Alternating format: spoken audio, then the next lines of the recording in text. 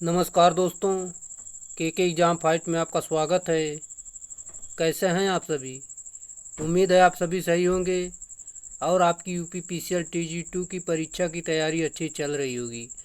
दोस्तों, UP PCL TG 2 के अलावा बार्क एनपीसीआईएल के लिए भी ये क्लास आप देख सकते हैं और इन सभी परीक्षाओं को ध्यान में रखते हुए हमने इलेक्ट्रिशियन थ्योरी से कुछ महत्वपूर्ण प्रश्नों की सीरीज स्टार्ट की है, जो कि ये सीरीज आपकी टॉपिक वाइज है। आज के टॉपिक में हमने ट्रांसफार्मर के प्रश्नों को किया है, जो कि आप देख सकते हैं। हम 199 से प्रश्न आगे करेंगे।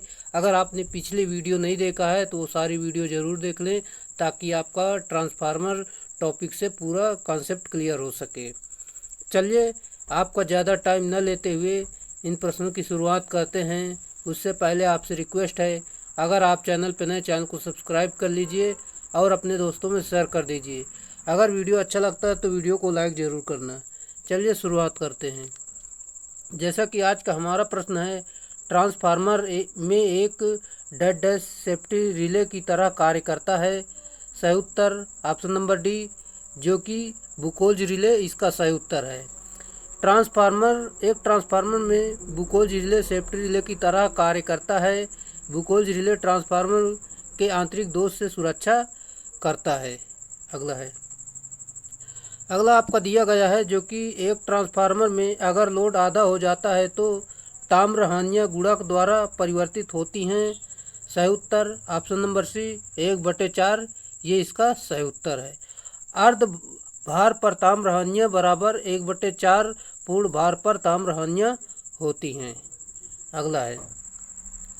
अगला प्रश्न आपको दिया गया है, ट्रांसफार्मर में लव ह्रास यानी आयरन लॉस ज्ञात करने के लिए टेस्ट किया जाता है। सही उत्तर आपका हो जाएगा खुला परिपथ यानी ओपन सर्किट, राइट आंसर है। एक बार फिर से आपको बता देते हैं, जैसे कि ट्रांसफार्मर में लव हानियाँ ज्ञात करने के लिए खुला परिपथ टेस्ट किया जाता है। अगला प्रश्न आपको दिया गया है, ट्रांसफार्मर में कंजर्वेटर का कार्य होता है। सही उत्तर ऑप्शन नंबर डी, जो कि तेल के तापक्रम में परिवर्तन के कारण तेल में फैलाव एवं संकुचन की देखभाल करना, राइट आंसर है। चलिए व्याख्या देख लेते हैं, जो कि काफ़ी अच्छी व्याख्या दी गई है। यहाँ पर से आपके एग्जाम में प्रश्न बनेंगे। जैसा कि ट्रांसफार्मर में कंजर्वेटर का कार्य तेल के तापक्रम में परिवर्तन के कारण तेल में फैलाव एवं संकुचन की देखभाल करना होता है, और 63 केवीए या इससे अधिक निर्गत वाले तेल निमज्जित ट्रांसफार्मर के ढक्कन के ऊपर एक ऐसा बर्तन लगा होता है जिसके अंदर तेल का तल तापमान बढ़ाने पर बढ़ जाता है तथा ताप घटाने पर घट जाता है। साथ ही इसमें ऐसी व्यवस्था भी होती है जो कि तेल का संपर्क वायु से बहुत कम होता है ताकि ऑक्सीकरण तथा नमी से बचा जा सके। इस बर्तन को कंजर्वेटर कहते हैं। ये कुछ इम्पॉर्टेंट व्याख्या थी। यहाँ से कई प्रश्न आपके एग्जाम में बनेंगे। इसे आप 1 से 2 बार जरूर देख लेना। चलिए अगला प्रश्न आपका दिया गया है, ट्रांसफार्मर में श्वासक का कार्य होता है। सही उत्तर ऑप्शन नंबर बी, जो कि ट्रांसफार्मर में जब बाह्य वायु प्रवेश करती है तो उसकी आर्द्रता से बचाना, ये इसका सही उत्तर है। व्याख्या देख लेते हैं, जो कि ट्रांसफार्मर में श्वासक का कार्य ट्रांसफार्मर में जब बाह्य वायु प्रवेश करती है तो उसकी आर्द्रता से बचाना है। यदि ट्रांसफार्मर तेल में किसी कारणवश नमी आ जाएगी तो तेल की परावैद्युत सामर्थ्य घट जाती है, जिससे ट्रांसफार्मर में दोष उत्पन्न हो सकते हैं तथा ट्रांसफार्मर काम करना बंद कर सकता है। इसलिए यह आवश्यक है कि तेल साफ तथा नमी रहित व शुष्क रहे। इसके लिए ट्रांसफार्मर के ढक्कन या संरक्षण पर ब्रीदर को लगाया जाता है। इस प्रकार ट्रांसफार्मर का तेल नमी द्वारा दोषी होने से बचा रहता है। अगला प्रश्न आपका दिया गया है, ट्रांसफार्मर का कोर अच्छी गुणवत्ता वाले ट्रांसफार्मर का गुणवत्ता वाले पदार्थ का बना होता है, जैसे कि CRGO इस्पात, ताकि निम्नलिखित न्यूनतम किया जा सके। सही उत्तर ऑप्शन नंबर सी, हिस्टैरिसीस हानि, ये इसका सही उत्तर होगा। व्याख्या देखते हैं, जैसा कि यहाँ पर आप देख सकते हैं, ट्रांसफार्मर का कोर अच्छी गुणवत्ता वाले पदार्थ का बना होता है, जैसे कि सीआरजीओ ताप इस्पात, ताकि स्ट्रेसिस हानि न्यूनतम की जा सके तथा एडी धारा हानि को लेमिनेटेड करके कम किया जाता है। सूत्र देख लेते हैं, जैसे कि कोर हानि बराबर होता है आपका हिस्टेरेसिस हानि प्लस एडी धारा हानि, ये इसका फार्मूला होता है, कोर हानि बराबर। अगला प्रश्न आपका सवाल है जो कि आपका यहाँ पर दिया गया, यहाँ पर आप देख सकते हैं। चलिए, एक एकल कला यानी सिंगल फेज ट्रांसफार्मर में प्राइमरी पर 400 लपेट एवं सेकेंडरी पर 50 लपेट है, तो कोर या क्रॉस सेक्शनल क्षेत्र 80 सेंटीमीटर स्क्वायर एवं फ्लक्स घनत्व 12 वेबर प्रति सेंटीमीटर स्क्वायर। यदि 440 वोल्ट 50 हर्ट्ज एसी आपूर्ति प्राइमरी साइड को दी जाती है, तो ट्रांसफार्मर के सेकेंडरी साइड पर प्रेरित ईएमएफ की आवृत्ति क्या होगी। चलिए हम आपको बता देते हैं, जैसा कि आपका यहाँ पर आंसर हो जाएगा, जो कि 55 वोल्ट से लेकर 55 वोल्ट और 50 हर्ट्ज इसका सही उत्तर हो जाएगा। चलिए व्याख्या के माध्यम से हम आपको बताते हैं, ताकि इसमें लिखते तो बनता नहीं है मोबाइल से, नहीं तो हम यहाँ से लिख कर आपको सवाल करके बता दें। चलिए, जैसा कि यहाँ पर आप देख सकते हैं, चूँकि ट्रांसफार्मर आवृत्ति को परिवर्तित नहीं करता है, इसलिए सेकेंडरी साइड पर आवृत्ति वही रहेगी, यानी 50 हर्ट्ज ही होगी। ट्रांसफार्मर में प्राइमरी का साइड ईएमएफ देख सकते हैं इतना दिया गया है, जो कि सेकेंडरी का साइड ईएमएफ देख सकते हैं। फिर प्रश्नानुसार इसी तरह आप मान रखेंगे, फिर आप इसी प्रकार हल कर लेंगे, तो आपका यहाँ पर 55 वोल्ट आ जाएगा, 50 हर्ट्ज आ जाएगा, जो कि सही उत्तर होगा। यहाँ पर आपका ऑप्शन नंबर भी सही उत्तर है। चलिए अगला प्रश्न आपका दिया गया है, जैसा कि ट्रांसफार्मर में लौह कोर प्रदान किया जाता है निम्न के लिए। सही उत्तर ऑप्शन नंबर है चुंबकीय पथ रिलक्टेंस को चुंबकीय पथ रिलक्टेंस को कम करने के लिए, ये इसका सही उत्तर है। चलिए व्याख्या देखते हैं, जैसे कि ट्रांसफार्मर में लौह कोर का उपयोग चुंबकीय पथ रिलक्टेंस को कम करने के लिए किया जाता है। चुंबकीय पथ रिलक्टेंस बराबर फार्मूला होता है 1/μ0 इंटू म्यू आर इंटू ए, जहाँ की आपका एल बराबर लंबाई दी गई है। यहाँ पर एल बराबर लंबाई, ए बराबर लौह कोर का क्षेत्रफल, μ0 बराबर लौह की वास्तविक चुंबकशीलता, म्यू आर बराबर सापेक्षिक चुंबकशीलता दी गई। ये फार्मूला आपको याद रखना जरूरी है। चलिए, जैसा कि चुंबकशीलता रिलक्टेंस को व्युत्क्रमानुपाती होता है। लौह कोर की सापेक्षिक चुंबकशीलता अधिक होने के कारण रिलक्टेंस का मान कम हो जाता है। अगला आपका दिया गया है, एक ट्रांसफार्मर शुद्ध प्रतिरोध यानी एकक शक्ति गुणक भार आपूर्ति कर रहा है, ट्रांसफार्मर का शक्ति गुणक होगा। सही उत्तर आपका हो जाएगा, जो कि लगभग 0.95 पश्च, ये इसका सही उत्तर होगा। एक बार फिर से आपको बताते हैं, जो कि एक ट्रांसफार्मर शुद्ध प्रतिरोध एकांक शक्ति गुणांक भार पर आपूर्ति कर रहा है, ट्रांसफार्मर का शक्ति गुणांक लगभग 0.95 पश्च होगा। ये इसका इम्पोर्टेंट फैक्ट था। अगला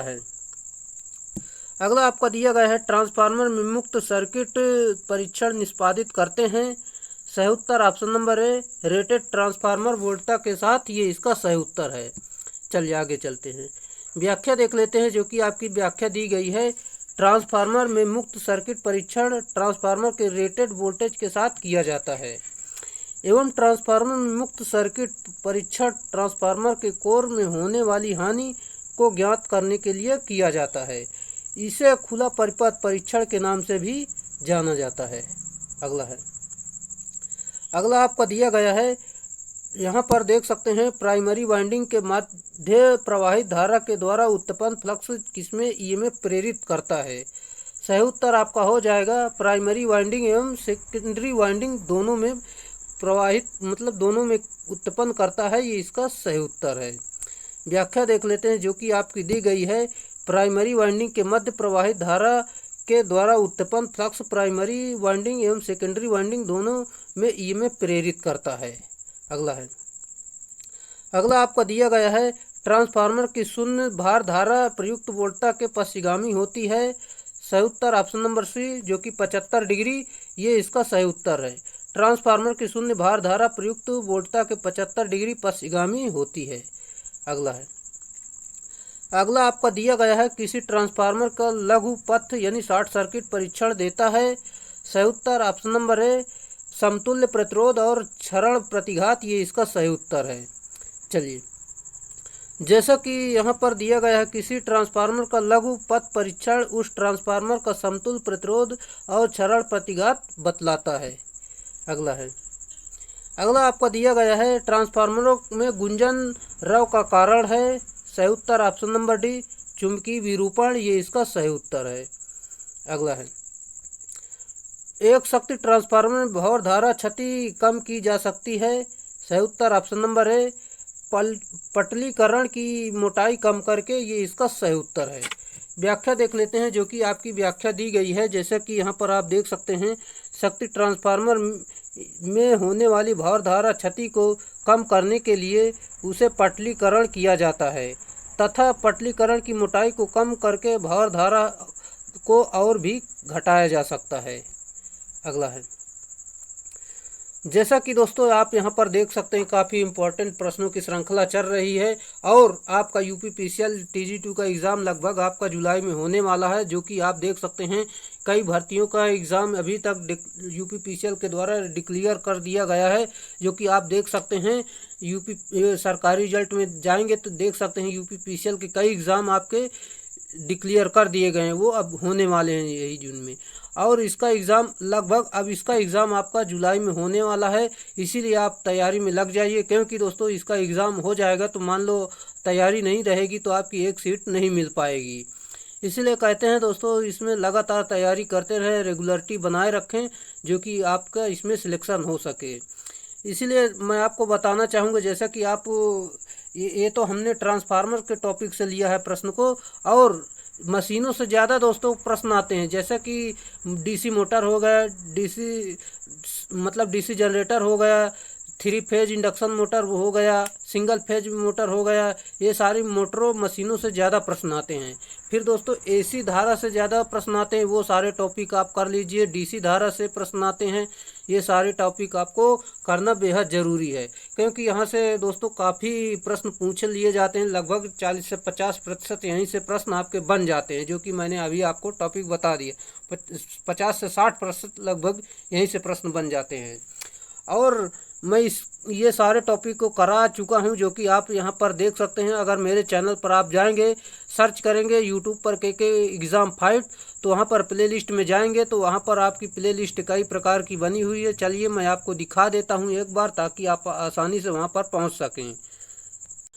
यहाँ पर आप के एग्ज़ाम फाइट चैनल सर्च करेंगे, फिर यहाँ पर ओके करेंगे, फिर आपको यहाँ पर जाना है प्लेलिस्ट में। सीधा प्लेलिस्ट में जाओगे तो यहाँ पर आप देख सकते हैं, आपकी यूथ कंपटीशन के बुक का सॉल्यूशन यहाँ पर हमने कराया है। जो कि दोस्तों इसमें सिर्फ डीसी मशीनों से रिलेटेड प्रश्न दिए गए हैं। जो कि यहीं पर हम ये जो बन रहे हैं टॉपिक, यहीं पर डाल रहे हैं, यहाँ से आप देख सकते हैं। और दोस्तों ये वाली वीडियो आपके लिए काफ़ी इम्पोर्टेंट है, क्योंकि दोस्तों हमने इसमें सभी टॉपिक से, मान लो पूरा एक ही वीडियो में सभी टॉपिक से सारे प्रश्न लिए हैं। मान लो एक टॉपिक से 5-5, 6-6 प्रश्न सभी टॉपिक से लिए हैं, जो कि 150 से ज़्यादा प्रश्नों को हमने एक ही वीडियो में कवर किया है। जो कि कोई ऐसा टॉपिक नहीं है जो कि छूट गया हो। इसी तरह को हमने सभी वीडियो में इसी तरह 150 से ज़्यादा सभी में हमने कवर किया, जो कि एक्स्ट्रा फैक्ट सहित हैं। अगर ये सारे वीडियो अगर आप देख लेते हैं तो 90 से 95% आपको यहीं से प्रश्न सीधे देखने को मिल जाएंगे, चाहे आपका कोई भी एग्ज़ाम क्यों ना हो। चलिए, जैसा कि आपका यूपीपीसीएल के लिए हो गया, एनपीसीआईएल के लिए हो गया, डीआरडीओ के लिए हो गया, और यहाँ पर बार्क में जो वैकेंसी आई है इनके लिए सब यहाँ पर क्लास आप देख सकते हैं। क्योंकि दोस्तों यहाँ पर काफ़ी इंपॉर्टेंट प्रश्नों की श्रृंखला हमने रखी है। 41 वीडियो के माध्यम से हमने 6 से 7 हज़ार प्रश्नों को कवर किया, जो कि कोई ऐसा प्रश्न नहीं जो कि एक वीडियो से दूसरी वीडियो में रिपीट हो रहा हो। इसीलिए दोस्तों आपको ये सारे वीडियो देखना बेहद ज़रूरी है, क्योंकि दोस्तों इसका वीडियो आप शुरू से देखेंगे, क्योंकि जो छोटे छोटे टॉपिक थे वो उसको हमने पहले ऑलरेडी वीडियो में ख़त्म कर दिया, जो कि बड़े टॉपिक फिर लास्ट तक वीडियो में चले गए हैं। जैसे कि यहाँ पर आप देख सकते हैं, 1-2 वीडियो ज़रूर देखना, अगर पसंद आ जाए तो देखना, नहीं तो कोई बात नहीं, आप बाहर चले आ सकते हैं। चलिए फिर इसके बाद दोस्तों आपको अगर आपका पूरा 3000 प्रश्नों की सीरीज चाहिए तो ये वाला देख सकते हैं। ये भी इलेक्ट्रीशियन के 3000 प्रश्नों को हमने इसमें किया है, जो कि 150 से ज़्यादा प्रश्नों को हमने एक ही वीडियो में कवर किया। सभी टॉपिक से हमने प्रश्नों को लिया है। अब फिर दोस्तों हमने यहाँ पर इलेक्ट्रीशियन थ्योरी से यूथ कंपटीशन के बुक का पूरा सॉल्यूशन किया है, जो कि यहाँ पर देख सकते हैं। यहाँ पर हमने DRDO का एग्ज़ाम था, इसलिए यहाँ पर हमने मशीनों के टॉपिक को यहाँ पर ज़्यादा डिटेल से नहीं कर पाए थे। वहाँ पर सिर्फ ऑप्शन वाइज ऑप्शन बता दिए थे, नहीं जो कि हम इस समय इसलिए हम कर रहे हैं कि ताकि आपका मशीनों के जो टॉपिक है यहाँ पर आपका क्लियर कर दिया जा सके। और जो सारे टॉपिक है वहाँ पर हमने एक्स्ट्रा फैक्ट दिया है, लेकिन इसमें नहीं दिया। इसलिए दोस्तों मशीनों के टॉपिक के लिए यहाँ पर आप ये वीडियो ज़रूर देख सकते हैं। और मैं आपको रिकमेंड करूँगा कि ये वीडियो आप ज़रूर देखें। 2 से 3 बार आपके एग्ज़ाम टाइम पर देख लेंगे तो आपका पूरा कॉन्सेप्ट यहीं पर क्लियर हो जाएगा। चलिए अब हम आगे के प्रश्नों पर चलते हैं। अगला प्रश्न आपका दिया गया है, जो कि यहाँ पर देख सकते हैं। ट्रांसफार्मर को एडी करंट क्षय से रक्षित करने हेतु को डैश से बनाया जाता है। सही उत्तर ऑप्शन नंबर सी, जो कि सॉफ्ट आयरन, ये इसका सही उत्तर है। जैसा कि यहाँ पर हम देखते हैं ट्रांसफार्मर को एडी करंट क्षय रक्षित करने हेतु कोर को सॉफ्ट आयरन से बनाया जाता है। ट्रांसफार्मर में कोर होने वाली कोर मुलायम लोहे या विशेष मिश्र धातु की इस्पात की पत्तियों से बनी होती है, जिसे ट्रांसफार्मर में भौर धारा हानियों को न्यूनतम किया जा सके। इन्हें लेमिनेशन भी कहते हैं।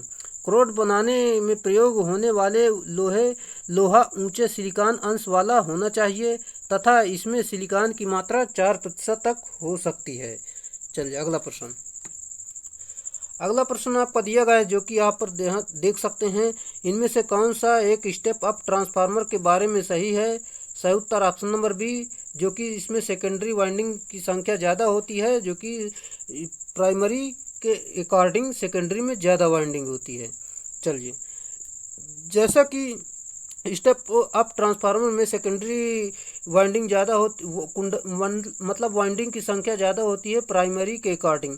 स्टेप अप ट्रांसफार्मर में द्वितीयक कुंडलन में वर्तनों की संख्या प्राथमिक कुंडलों की टर्न की संख्या से अधिक होती है। अगला है, उच्चतर वोल्टेज से निम्नतर वोल्टेज या विपरीत AC में रूपांतरित करने वाला उपकरण कहलाता है। सही उत्तर ट्रांसफार्मर कहलाता है, ये इसका सही उत्तर है, जो कि आपके सभी को पता होगा। व्याख्या एक बार आपको बताना चाहेंगे, जैसे कि उच्चतर यानी उच्च वोल्टेज से निम्न वोल्टेज या विपरीतः AC रूपांतरित करने वाला उपकरण ट्रांसफार्मर कहलाता है। ट्रांसफार्मर एक ऐसी स्थैतिक मशीन है जो प्रत्यावर्ती धारा के विभव को समान आवृत्ति पर परिवर्तित करने के काम आती है। ट्रांसफार्मर का कार्य सिद्धांत अन्योन्य प्रेरण के सिद्धांत पर आधारित है। मौलिकतः एक ट्रांसफार्मर चुंबकीय परिपथ का बना होता है, जिसमें 2 विशिष्ट वाइंडिंग होती है। अगला है, ट्रांसफार्मर का खुला पथ परीक्षण निम्नलिखित मापने के लिए किया जाता है। सही उत्तर क्रोड हानि, ये इसका राइट आंसर है। ट्रांसफार्मर का खुला पथ परीक्षण क्रोड हानि को मापने के लिए किया जाता है। खुला पथ परीक्षण में ट्रांसफार्मर को अति कम सप्लाई वोल्टता प्रदान की जाती है, इसलिए इसके लोहा क्रोड में वोल्टता के लिए अनुपात में बहुत कम फ्लक्स उत्पन्न होता है। जो अधिकतम लोहा हानियाँ उत्पन्न करता है, इन्हें ताम्र हानियों की अपेक्षा नगण्य माना जाता है। अगला आपको दिया गया है, जो कि यहाँ पर आप देख सकते हैं। ट्रांसफार्मर कोर के निर्माण में प्रयुक्त सामग्री है, आप सभी को पता होगा, जो कि सिलिकॉन स्टील होती है, ये इसका सही उत्तर है।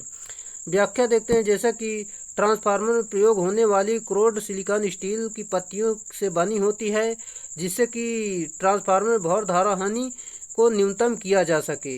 इन्हें लेमिनेशन भी कहते हैं। और क्रोड बनाने से प्रयोग होने वाली लोहा उच्च सिलिकॉन यानी हाई सिलिकॉन कंटेंट्स वाला होना चाहिए तथा इससे सिलिकॉन की मात्रा 4% तक हो सकती है।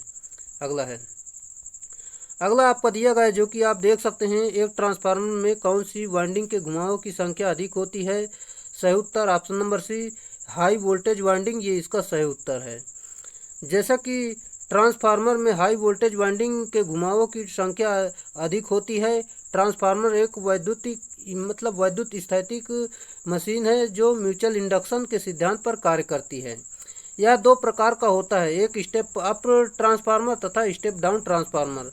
इसमें दो वाइंडिंग होती हैं, प्राइमरी वाइंडिंग या इनपुट वाइंडिंग कहते हैं तथा दूसरी वाइंडिंग को आउटपुट वाइंडिंग कहते हैं। जिस तरफ से घुमाव की संख्या अधिक होगी वह उस तरफ का वोल्टेज ज़्यादा होगा तथा जिस तरफ वाइंडिंग के घुमाव की संख्या कम होगी उस तरफ वोल्टेज कम होगा।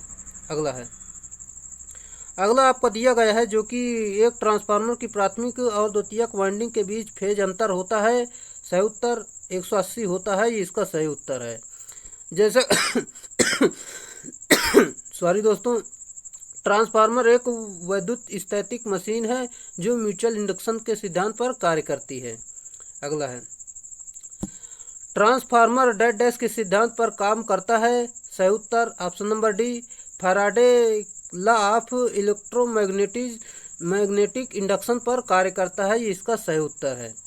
जैसा कि यहाँ पर अगले प्रश्न पर चलते हैं जो कि आपका अगला प्रश्न दिया गया है, ट्रांसफार्मर कोर लेमिनेशन का प्रयोजन है।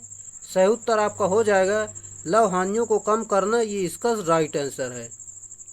चलिए, जैसा कि आपका दिया गया है, ट्रांसफार्मर कोर में लेमिनेशन का प्रयोग लव हानि को कम करना है। क्रोड में कम प्रतिरोध होने के कारण उच्च भंवर धाराएं प्रेरित होती हैं। यह धाराएं क्रोड में कई बंद लघु परिपथ बनाती हैं जिससे ऊष्मा उत्पन्न होती है तथा गर्म हो जाती है। भंवर धारा हानियों को कम करने के लिए क्रोडों को अनेक पटलों द्वारा बनाया जाता है। इस प्रकार बने टुकड़े पटलित कहलाते हैं। अगला है, एक step up transformer dead dash के रूप में भी इस्तेमाल किया जा सकता है। सही उत्तर option number C, step down transformer, ये इसका राइट आंसर है।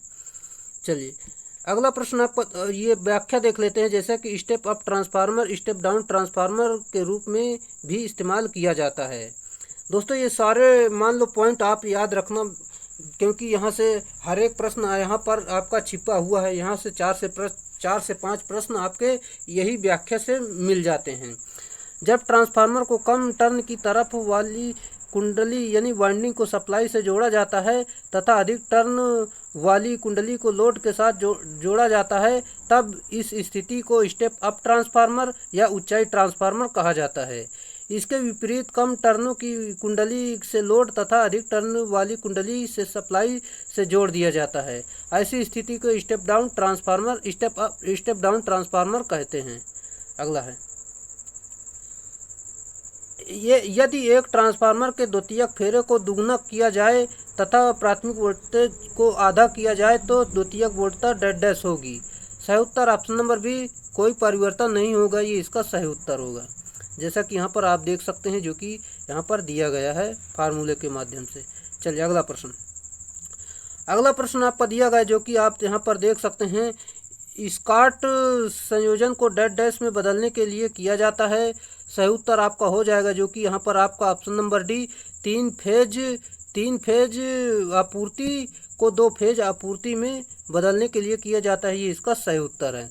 व्याख्या देख लेते हैं जो कि स्कॉट कनेक्शन का प्रयोग 3 फेज सप्लाई को 2 फेज सप्लाई में परिवर्तित करने के लिए किया जाता है। यह विधि वैज्ञानिक चार्ल्स एफ स्कॉट ने बनाई थी। इसमें 2 ट्रांसफार्मरों की आवश्यकता होती है जिसमें से एक ट्रांसफार्मर का अनुपात 1:1 होता है, मुख्य ट्रांसफार्मर कहते हैं, तथा दूसरे ट्रांसफार्मर का 0.866:1 होता है, उसे टीजर ट्रांसफार्मर कहते हैं। अगला आपका दिया गया है जो कि ट्रांसफार्मर में प्रवेश करने वाली नमी को रोकने हेतु ब्रीदर के अंदर उपयोग किया जाने वाला पदार्थ डेड डैश होता है। सही उत्तर option number C, silica gel होती है, ये इसका सही उत्तर है। सिलिका जेल के बारे में हमने कई बार आपको बताया, फिर से एक बार बताना चाहेंगे। जैसा कि ट्रांसफार्मर में प्रवेश करने वाली नमी को रोकने के लिए ब्रीदर के अंदर सिलिका जेल का प्रयोग किया जाता है और सिलिका जेल का रंग नीला होता है।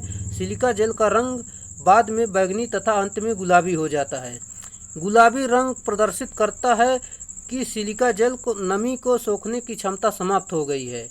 इसे निकालकर पुनः 150 से 200 डिग्री सेल्सियस पर पकाकर दोबारा कार्य में लिया जा सकता है।